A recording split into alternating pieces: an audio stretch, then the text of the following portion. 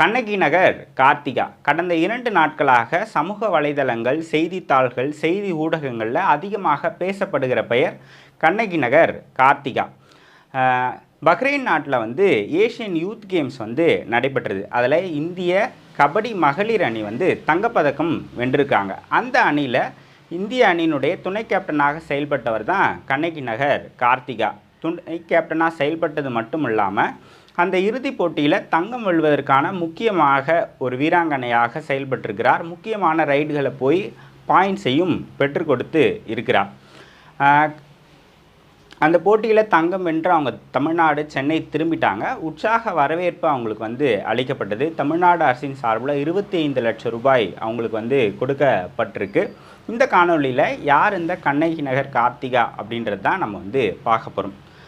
பொதுவாக கண்ணகி நகர் அப்படின்னா ஒரு பிம்பம் இருக்குது சமூக வலைதளங்களில், இல்லை பொது வழியில் இருக்கக்கூடிய பிம்பம் அப்படின்றது அது ஒரு ரவுடிசம் அல்லது க்ரைம்ஸ் அதிகமாக நடக்கக்கூடிய ஏரியா அப்படின்றது தான் பரவலாக எல்லோரிடமும் இருக்கக்கூடிய ஒரு அபிப்பிராயமாக இருக்குது.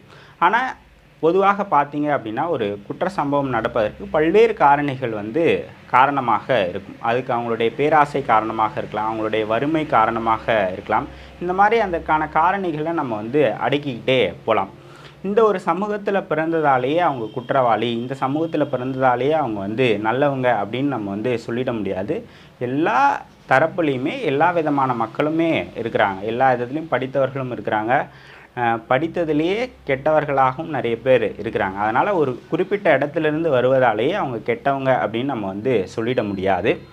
ஸோ கண்ணகி நகர் அப்படின்றது 2000 ஆண்டில் ஏற்படுத்தப்பட்ட ஒரு குடியிருப்பு பகுதி. சென்னையில் பூர்வக்குடி மக்களாக வாழ்ந்தவர்களை, அங்கங்கே இருந்தவங்கள ஒரே இடத்துல ஒரு அடுக்குமாடி குடியிருப்பில் கொண்டு போய் வச்சாங்க. கிட்டத்தட்ட அங்கே 25,000 குடும்பங்கள் வாழ்கிறாங்க, 1.5 லட்சம் பேர் வாழ்கிறாங்க. அப்படி இப்படி தப்பு பண்ணுறவங்க ஒரு 100-200 பேருக்காக அங்கே இருக்கக்கூடிய 1.5 லட்சம் மக்களை நம்ம குறை சொல்லிட முடியாது. ஸோ கண்ணகி நகரில் தான் அவங்க பிறந்து வளர்கிறாங்க. அவங்களுடைய அப்பா பேர் ரமேஷ். அவர் சென்ட்ரிங் தொழில் பண்ணுறவர். அம்மா சரண்யா. அவங்க அப்போ கூலி தொழிலாளி, வீட்டு வேலை செஞ்சுட்டு அப்புறம் தூய்மை பணியாளராக வேலை பார்த்துருக்குறாங்க. இப்போ ஆட்டோ ஓட்டுறாங்க. இவங்களுக்கு ஒரு தங்கை இருக்கிறாங்க, காவியா. அவங்களும் கபடி பிளேயர் தான். இவங்க பேர் கார்த்திகா. இப்போ 12ஆம் வகுப்பு தான் படிக்கிறாங்க. 12th படிக்கிற ஒரு ஸ்கூல் கேர்ள் தான் கார்த்திகா. ஒரு 6வது படிக்கிறப்பலேருந்தே அவங்களுக்கு கபடி மேலே ஒரு ஆர்வம் வந்திருக்கு. அவங்க ஏரியாவில் இருக்கக்கூடிய அக்காக்கள் கபடி விளையாடுறத பார்த்துட்டு நம்மளும் கபடியில் வரணும், விளையாடணும் அப்படின்ற ஆர்வம் வந்திருக்கு. அதன் பிறகு கபடியை பர்சியூ பண்ண ஆரம்பிச்சிருக்கிறாங்க. அவங்க ஏரியாவில் ராஜி அப்படின்ற ஒரு கோச், அவர் அப்போ அவருடைய 10 வயதுலேருந்தே அவர் கபடிலாம் விளையாடிக்கிட்டு வந்திருக்கிறார். அவரும் கண்ணகி நகரை சேர்ந்தவர் தான். அவருக்கும் இந்த கண்ணகி நகரனுடைய பெயரை மாற்றணும், இந்த க்ரைம் அப்படின்னு பொதுவான பிம்பம் இருக்கு இல்லையா, அந்த பிம்பத்தை நம்ம மாற்றணும். இங்கே நிறைய பிளேயர்ஸ் இருக்கிறாங்க, இங்கே நல்லா படித்தவங்க இருக்கிறாங்க, படித்து டிஎன்பிசியில் சப் கலெக்டர் ஆனவங்க, பெரிய பதவிகளில் போனவங்க இருக்கிறாங்க. இந்த கண்ணகி நகர் அப்படின்னு வந்தாலே பொதுவான பிம்பத்தை உடச்சி கண்ணகி நகருக்கு நம்ம பெருமையை சேர்க்கணும் அப்படின்ற ஒரு பிம்பத்தை மாற்றணும் அப்படின்னு ராஜி அவர்கள் முடிவு பண்ணுறாரு.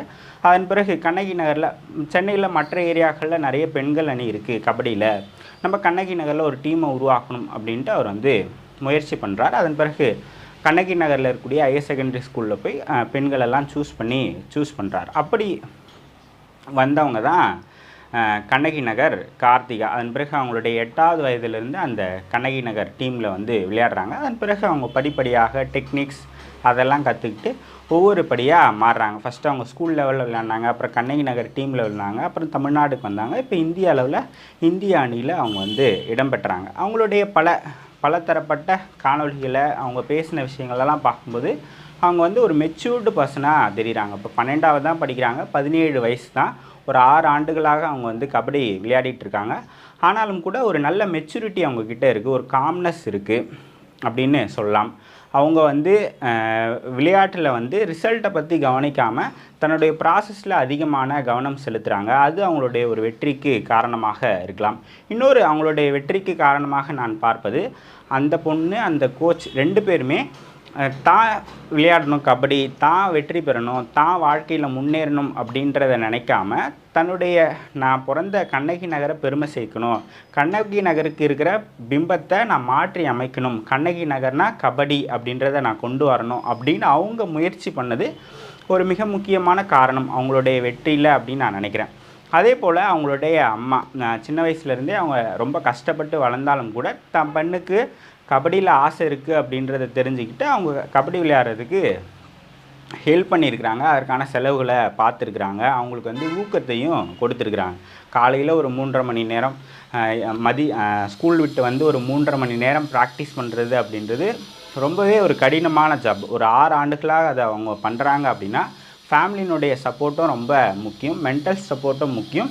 அவங்களுடைய அவங்க கோச்சுக்கும் நம்ம வந்து நன்றி சொல்லணும். ஸோ இந்த கார்த்திகாவினுடைய வெற்றி அப்படின்றது அந்த வெற்றியில் ஒரு பல பேருனுடைய பங்கு இருக்குது அப்படின்னு சொல்லலாம். ஒரு தனி மனிதராக நம்ம வந்து ஒன்றை வந்து அடைந்திட முடியாது. அந்த பயணத்தில் நமக்கு நிறைய குருக்கள் ஹெல்ப் பண்ணியிருப்பாங்க, நிறைய ஆசிரியர்கள் இருப்பாங்க. இந்த மாதிரி நிறைய பேருனுடைய உதவியின் மூலமாகத்தான் நம்ம ஒன்றை அடைய முடியும். ஸோ 6 ஆண்டுகளாக அவங்க இந்திய அணியில் விளையாடணும் அப்படின்றது அவங்களுடைய ஒரு கனவாக இருந்திருக்கு.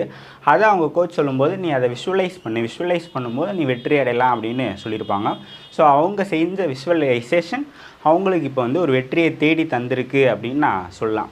அதை தாண்டி நம்ம வந்து ஒரு சுயநலமாக ஒன்றை நம்ம ஜெயிக்கணும் அப்படின்னு நினைக்காம ஒரு பொதுப்படையாக நம்ம ஊருக்கு பெருமை சேர்க்கணும் அப்படின்னு நினைக்கும்போது இந்த இயற்கையே நமக்கு உதவி பண்ணும் அப்படின்னு சொல்லுவாங்க. அந்த யூனிவர்ஸை ஹெல்ப் பண்ணும் அப்படின்னு சொல்லுவாங்க. அப்படித்தான் கார்த்திகாவுக்கு இந்த யூனிவர்ஸ் ஹெல்ப் பண்ணியிருக்கு அப்படின்னு நான் நினைக்கிறேன். ஸோ ஒரு 6 ஆண்டுகளாக அவங்க கபடியில் இருக்கிறாங்க. அவங்க கண்ணகி நகர் டீமில் அவங்க கேப்டனாக இருந்திருக்கிறாங்க. தமிழ்நாட்டு அணியில் அவங்க வந்து கேப்டனாக இருந்திருக்கிறாங்க.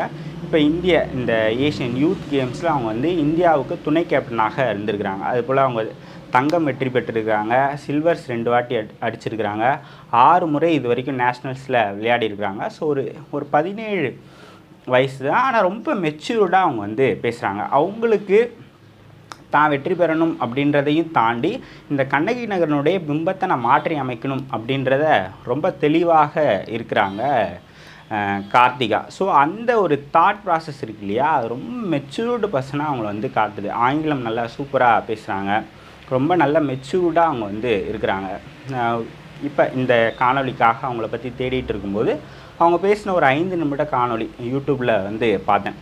அதில் என்னென்னா எம்பத்தி அப்படின்ற ஒரு விஷயத்தை பற்றி பேசிவிட்டு அவங்க ஒரு கதை சொல்கிறாங்க. ஒரு கதை என்ன கதை அப்படின்னா, ஒரு மேக்ஸ் டீச்சர் வந்து இருக்கிறாங்க. அவங்க ஒரு கேர்ள்கிட்ட ஒரு கொஸ்டின் வந்து கேட்குறாங்க. என்ன கேள்வி அப்படின்னா, நான் உனக்கு 2 சாக்லேட் இப்போ வந்து தரேன், கிளாஸ் முடிஞ்சிட்டு போகும்போது இன்னும் 2 சாக்லேட் தரேன், அப்போ உங்ககிட்ட எத்தனை சாக்லேட் இருக்கும் அப்படின்றத கேட்குறாங்க. ஃபஸ்ட்டு வந்து ஆங்கிலத்தில் கேட்குறாங்க. அந்த பொண்ணு வந்து 5ன்னு சொல்லுது. ஸோ இவளுக்கு இங்கிலீஷ் தெரியாது போல் அப்படின்ட்டு திரும்ப தமிழில் கேட்போம் அப்படின்ட்டு தமிழில் கேட்குறாங்க. உங்ககிட்ட நான் 2 சாக்லேட் இப்போ கொடுக்குறேன், கிளாஸ் முடிச்சுட்டு போகும்போது 2 சாக்லேட் கொடுக்குறேன், உங்கள்கிட்ட எத்தனை சாக்லேட் இருக்கும் அப்படின்னு கேட்குறாங்க. அப்போது அந்த பொண்ணு 5 அப்படின்னு சொல்லுது. அப்புறம் ரொம்ப கோபமாக சைகையெல்லாம் பண்ணி கேட்குறாங்க. 3வது வாட்டி கேட்கும்போது அந்த பொண்ணு 5 அப்படின்றத சொல்லுது. அது எப்படி 5 இருக்கும் அப்படின்ட்டு லாஸ்ட்டாக ரொம்ப கோபமாக கேட்கும்போது, நீங்கள் ஃபஸ்ட்டு 2 சாக்லேட் கொடுத்தீங்க, அப்புறமா 2 சாக்லேட்டு கொடுத்தீங்க, என் வீட்டில் எங்கள் அம்மா நான் கிளம்பும்போதே ஒரு சாக்லேட் கொடுத்தாங்க, அப்போ என்கிட்ட நீங்கள் கேட்டீங்க எத்தனை சாக்லேட் இருக்குன்ட்டு, அப்போ 5 தான் இருக்கும் அப்படின்ட்டு அந்த பொண்ணு சொல்லிச்சான். ஸோ அந்த கதையை சொல்லிவிட்டு உங்கள் பர்ஸ்பெக்டிவ்லேருந்தே நீங்கள் கண்ணகி நகரை பார்த்தீங்க அப்படின்னா அது உங்களுக்கு வந்து இதுவாக தான் தெரியும். எங்கள் பர்ஸ்பெக்டிவில் எங்கள் கூட வந்து எங்களோட பழகிட்டப்புறம் நீங்கள் கண்ணகி நகரை பார்த்தீங்க அப்படின்னா தான் அது வந்து உங்களுக்கு இந்த பர்ஸ்பெக்டிவ்லேருந்து நீங்கள் வந்து மாற முடியும் அப்படின்றத அவங்க வந்து சொன்னாங்க. ஸோ ஒரு சின்ன வயசு தான், ஒரு 17 வயசுலேயே இந்த மெச்சூரிட்டியோடு அவங்க வந்து இருக்கிறாங்க. தான் பிறந்த ஊருக்கு பெருமை சேர்க்கணும் அப்படின்னு நினைக்கிறாங்க. இந்த கேம்ஸில் விளையாடிட்டு வந்த பிறகு அவங்களுக்கு நிறைய சேனல்களில் அவங்க வந்து பேட்டி கொடுத்துருக்குறாங்க. எல்லா இடங்கள்லையுமே அவங்க வந்து நான் கண்ணகி நகர் அப்படின்றத பெருமையாக சொல்லுவேன் அப்படின்றத அவங்க வந்து மென்ஷன் பண்ணிக்கிட்டே வராங்க. ஸோ அந்தளவுக்கு தான் ஊரை மாற்றணும், தான் ஊரினுடைய பெயரை மாற்றணும், தான் ஊருக்கு பெருமை சேர்க்கணும் அப்படின்றத அவங்க வந்து முன்னிறுத்துகிறாங்க அந்த விஷயங்களில். ஸோ அதுவே ஒரு பாராட்டுதற்குரிய விஷயம். ஒரு சின்ன வயசு தான், ஒரு 17 வயசில் இந்த மெச்சூரிட்டி அப்படின்றது ரொம்ப ஒரு அற்புதமான விஷயம். அதுவும் அவங்க கேமில் அவங்க வெற்றி அடைவதற்கு இன்னொரு விஷயத்த ஒன்று சொன்னாங்க. என்ன அப்படின்னா, நான் வந்து ரிசல்ட்டை பற்றி இது வரைக்கும் கவலைப்பட்டதே இல்லை. தோனி அவர்கள் ஒரு முறை சொல்லியிருப்பாங்க, ப்ராசஸில் கவனம் பண்ணுங்கள், ரிசல்ட்டை பற்றி கவலைப்படாதீங்க. ஸோ ப்ராசஸோட பை ப்ராடக்ட் தான் ரிசல்ட் அப்படின்னு சொல்லுவாங்க. ஸோ அந்த விஷயத்தை அவங்க வந்து ரொம்ப ஆணித்தனமாக ஃபாலோ பண்ணுறாங்க. அவங்க கேப்டனாகவும் இருந்து மெடல்களை வின் பண்ணியிருக்கிறாங்க. இப்போ வைஸ் கேப்டனாக இருந்தும் இந்திய அணியில் இடம்பெற்றிருக்காங்க. அடுத்து இந்திய அணிக்கு விளையாடணும் அப்படின்றது அவங்களுடைய கனவு அப்படின்னு சொல்கிறாங்க. ஸோ ஒரு எளிய வறுமையான குடும்பத்தில் பிறந்தவங்க கார்த்திகா இன்று சென்னையையும் கண்ணகி நகரையும் தமிழ்நாட்டின் பெருமை கொள்ளும் அளவுக்கு உயர்ந்திருக்கிறாங்க அப்படின்னா அதுக்கு கபடி ஒரு மிக முக்கியமான காரணமாக இருக்குது. அவங்களுடைய உழைப்பு கடந்த 6 ஆண்டுகளாக அவங்க போட்ட எஃபர்ட்ஸ், அவங்களுடைய மாஸ்டர், அவங்களுடைய அம்மா, அவங்களுடைய உழைப்பும் இதில் வந்து அடங்கியிருக்கு. ஸோ கார்த்திகா வெகு விரைவில் இந்திய அணிக்காக இப்போ யூத் லெவலில் விளையாடுறாங்க, சீனியர் அணிக்காக விளையாடி பல பதக்கங்களை வாங்கணும் அப்படின்ற வாழ்த்துக்களையும் அன்பையும் நாம் வந்து தெரிவிப்போம். ஸோ தங்கம் வென்ற தங்க மகளுக்கு இனிய வாழ்த்துக்கள்.